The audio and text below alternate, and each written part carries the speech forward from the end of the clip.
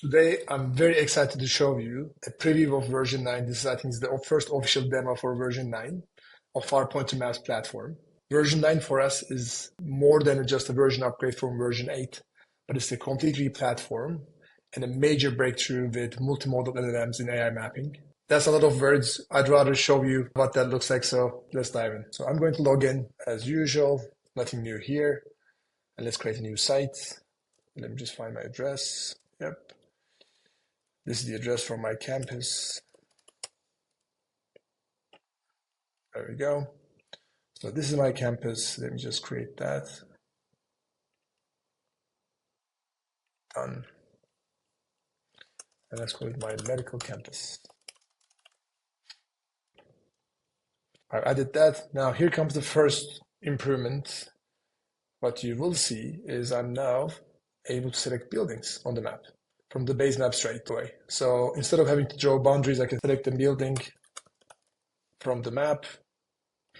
And we've now launched this, what you see on the left, a MapScale wizard. So it's a 5-step process to create maps using AI. I have my floor plans here. That's floor 1, floor 2. So I created a 3-story building.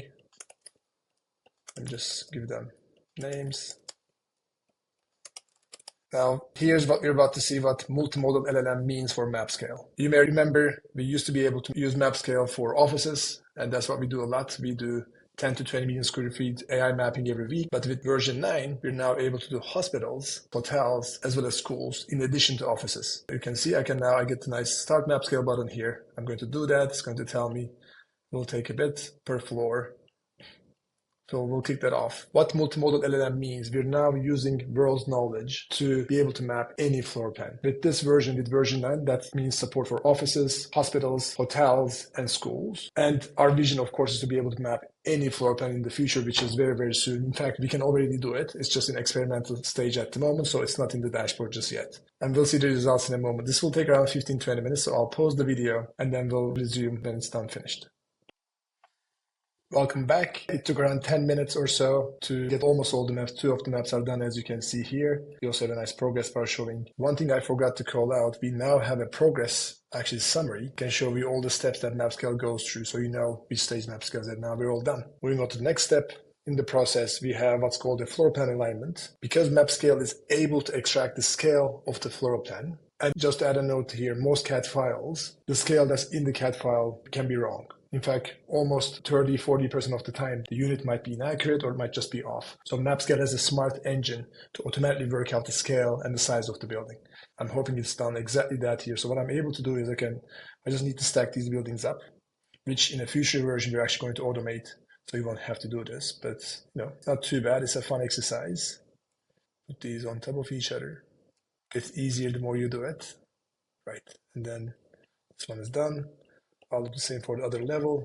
As I mentioned before, it's a 3-story building. As you can see, I don't need to scale because the MapScale has already worked out the scale. I just need to move it around to stack the building. And again, soon we'll automate this part as well. Right, now that's done, I'll move to the next step. Because I selected the building earlier, it's already placed my map inside the frame of this building. Now, bear in mind, we're using OpenStreetMaps here, and we are able to use different base maps too. The OpenStreetMap building boundaries are okay, but they're not perfect. I'm not expecting this to match perfectly. It's usually good enough. And again, if we need to, our team is able to use satellite imagery to perfectly align a building if we need to. But here, I'm just going to go with, all right, I know. Let me just move the anchors. I'm going to use this for the corner. Done.